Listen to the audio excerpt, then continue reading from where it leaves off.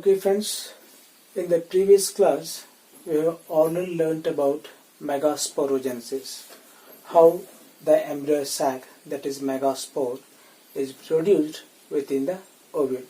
That you have already learnt.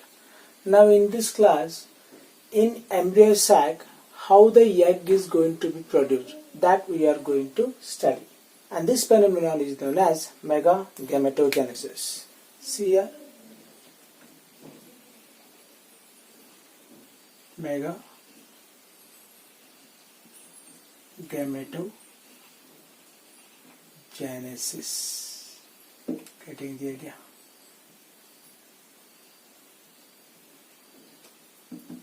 Megagametogenesis. My dear students, here you may observe, here I will draw this is called what? This is embryo sac containing a single nucleus. Here what happens? The nucleus present inside the embryo sac undergo mitotic division, mitosis. As a result, two nuclei are formed, and these two nuclei move towards the opposite poles of the embryo sac. And again, one more mitosis happens. As a result, two nuclei are formed at each pole of the embryo sac. And finally, one more mitotic division happens. Mitosis. As a result,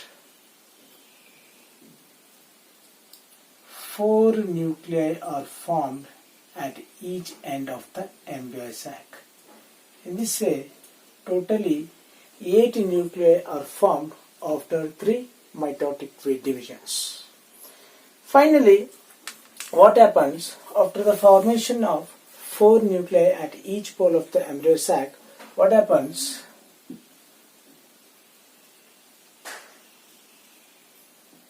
One nuclei from each pole move towards the center.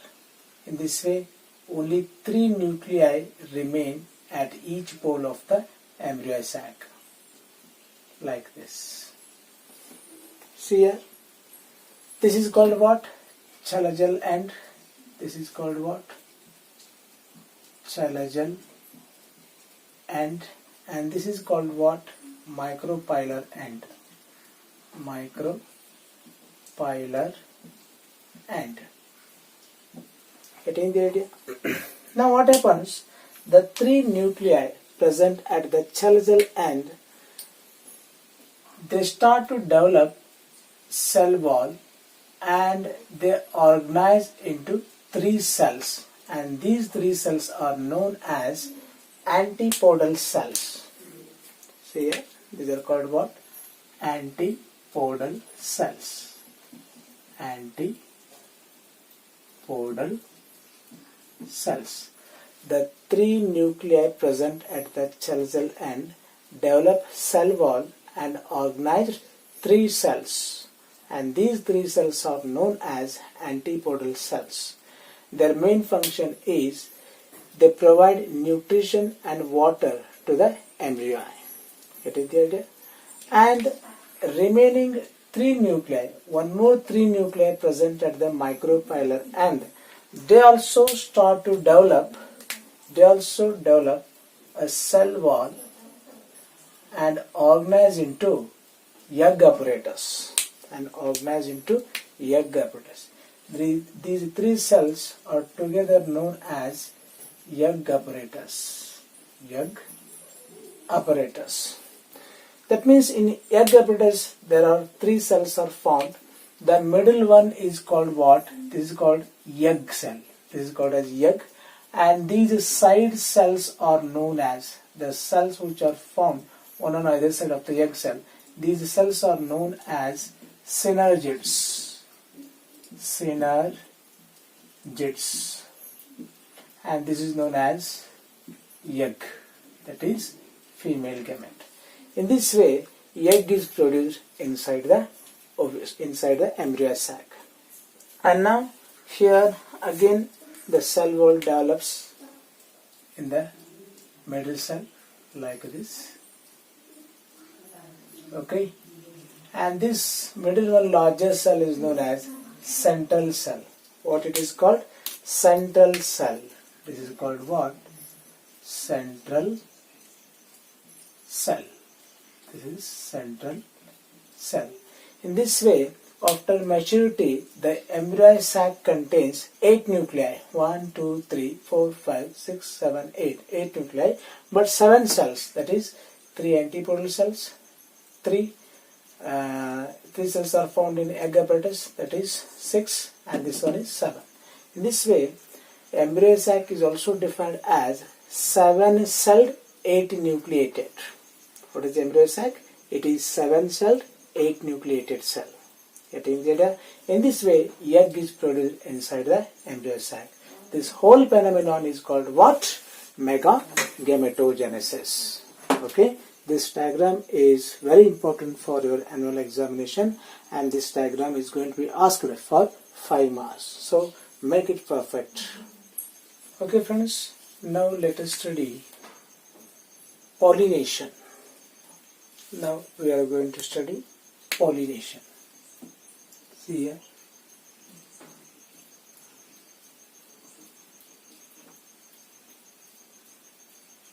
Pollination. Now, what is the meaning of pollination? My dear students, already you know that the male gamete found in the pollen grains and female gamete found in the ovule, both are non-motile. So, in order to cause fertilization, they have to be brought together, and this can be done by the help of external agents. That is, with the help of external agents, the non-motile pollen grain and non-motile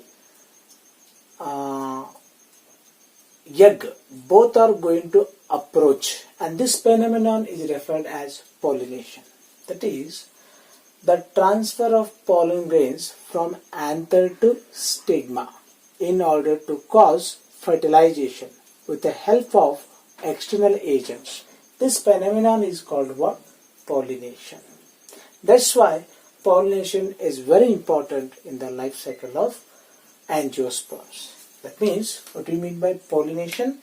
Transfer of pollen grains from anther to stigma with the help of external agents. That is, pollination means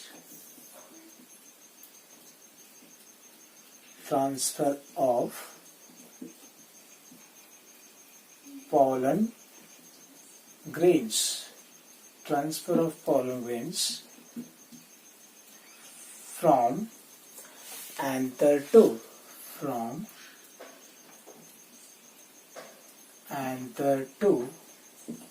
stigma. From anther to stigma with the help of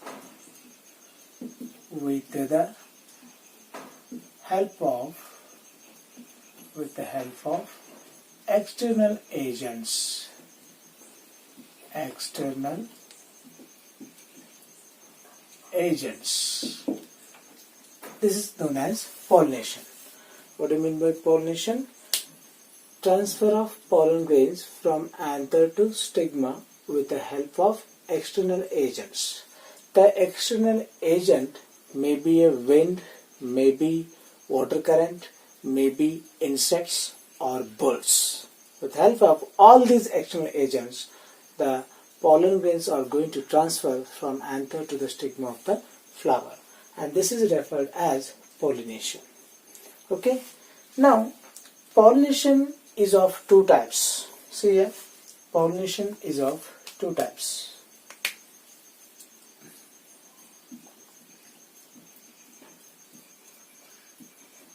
Pollination is of 2 types. First one is self-pollination. Self-pollination. and second one is cross-pollination. Cross-pollination. See here, pollination is classified into two types. They are self-pollination and cross-pollination. Now, what do you mean by self-pollination? See here. Here, I will draw a typical flower.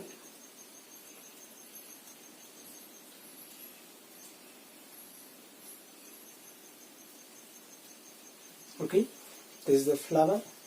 These are petals, and this is stamen, and this is pistil. Okay, here we know that these are called what? These are the pollen grains released by the anther. Okay, if transfer of pollen grains takes place from anther to stigma of the same flower, then such type of pollination is called what? Self-pollination. Getting the idea? What do you mean by self-pollination? If pollination takes place within the same flower, that is, the transfer of pollen grains from anther to stigma of the same flower is called what? Self-pollination.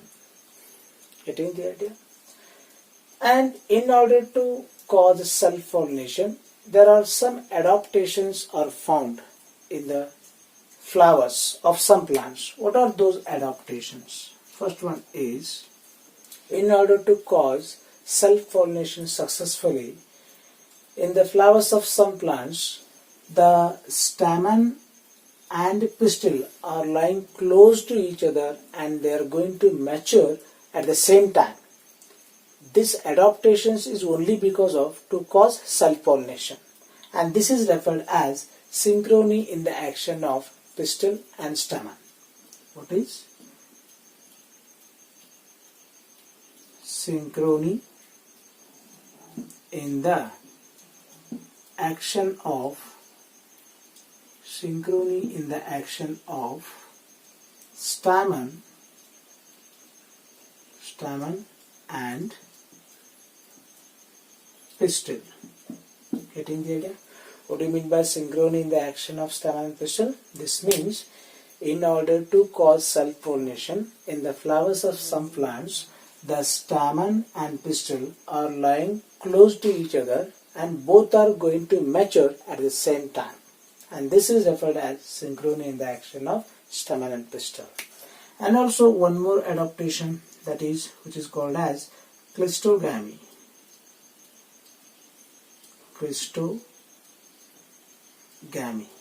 What do you mean by clistogamy?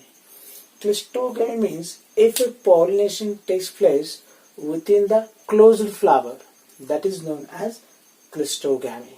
That is, pollination taking within the closed flower or without opening of flower. Pollination taking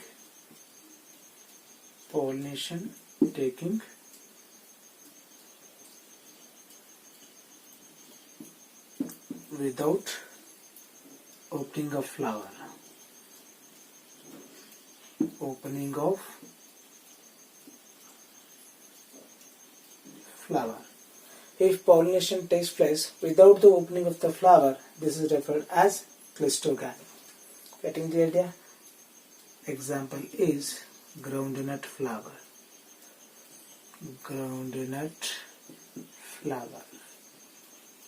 Getting the idea? And one more adaptation, that is called what? Chasmogamy.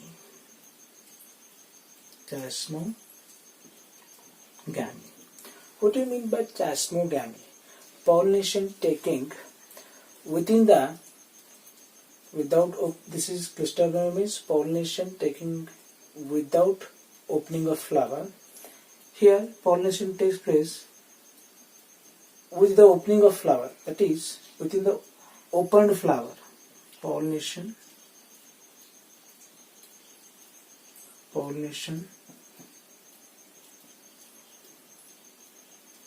taking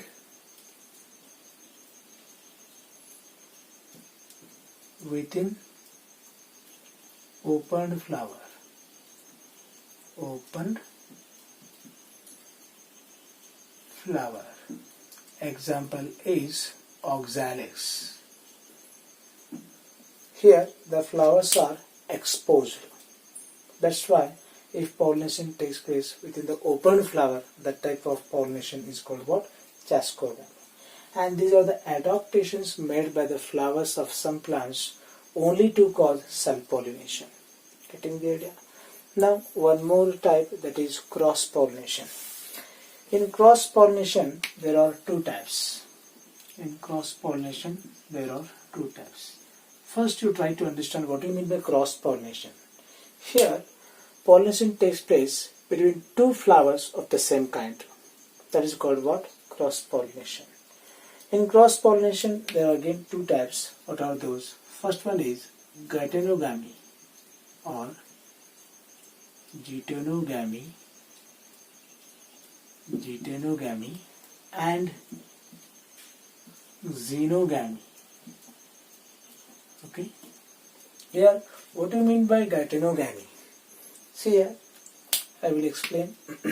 Here I will draw. This is pistil. This is what? Stamen. These are the corolla. This is the flower. Okay. Here I will draw one more flower.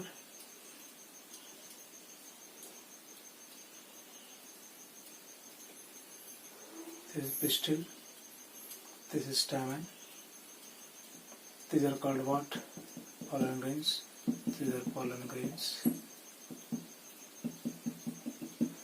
Here, this is the same plant. In single plant, two flowers are lying. If pollen grains are transferred from the anther of one flower to the stigma of another flower lying on the same plant, then such type of transfer of pollen grains is known as Gametogenesis. Getting the idea? That is, if a pollination takes place between two flowers lying on the same plant, then that is called what? Gametogenesis. And I will consider one more example here. One more type, that is Xenogamy. What do you mean by Xenogamy? Here I will draw. This is a flower. Okay. This is stamen. This is corolla. This is one plant. And I will draw one more flower which is lying on another plant. This is another plant. These are the pollen grains. Okay. See here, if pollen grains are transferred from anther of one flower to the stigma of another flower lying on the another plant of the same kind, then that is called what? Xenogamy. See here, in this way cross-pollination means what?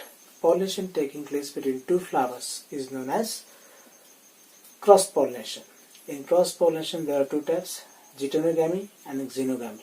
If pollination takes place between two flowers lying on the same plant, then that is called as Gametogenesis. If pollination takes place between two flowers lying on the different plants of the same kind, this is known as Xenogamy. Here one more important thing is, see here, in Chascogamy, pollination is taking place within the open flower. Here the flower is exposed. In this way, there is a chance of cross-pollination also. Getting the idea? Self-pollination may happen or cross-pollination may also be happen in this type. That's why it is not 100% self-pollination. Here 100% self-pollination is not going to take place. Here there is a chance of cross-pollination as well as self-pollination. But in cleistogamy what happens? Here pollination is taking place within the closed flower. Here the flower is not exposed. That means here cross-pollination will not happening. Will never happen. Here 100% self-pollination is going to happen. This is going to be asked for your NEET exams. In which type of adaptation 100% self-pollination is going to take place? It is clistogamy. In jasmogamy, there is a chance of self-pollination as well as cross-pollination. Keep in mind. And this is about pollination.